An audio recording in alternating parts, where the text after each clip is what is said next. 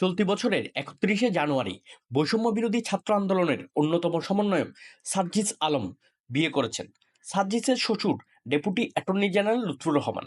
তার বাড়ি বরগুনা সদর উপজেলার ২ নম্বর গৌরীচন্না ইউনিয়নের লাকুতলা গ্রামে।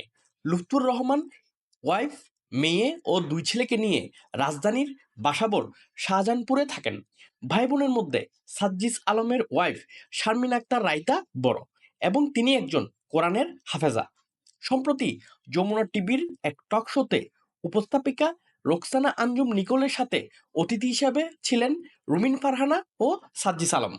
নিকোল সাংবাদিক এম এ আজিসের উদ্ধৃতি দিয়ে বলেন, ছাত্রদের এখন পড়ালেখা করার দিকে মনোযোগ নেই, খালি আছে টাকা কামাও আর বিয়ে করো। আগে তারা টিউশনি করত, আর এখন তারা দামি গাড়িতে চড়ে। এরপর নিকোল সাজ্জিসকে প্রশ্ন করেন, সম্প্রতি আপনিও তো বিয়ে করেছেন, এই কয়দিনে কত টাকা কামালেন? প্রশ্নের উত্তরে সাজ্জিস বলেন, এলিফ্যান্ট রোড থেকে পাঞ্জাবি ও শেরওয়ানি কিনেছিলাম, কত দাম হবে আপনারা ভালো আইডিয়া করতে পারবেন।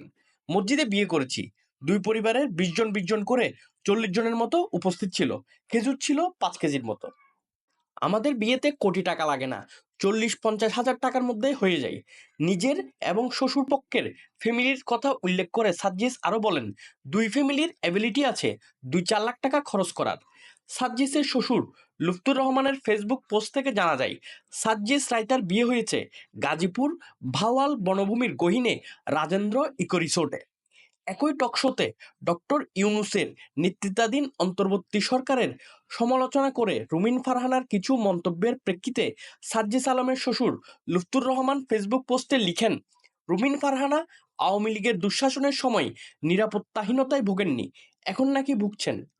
হাতের অপারেশনের জন্য সম্প্রতি ব্যাংকক যান সার্জিস আলমের শ্বশুর।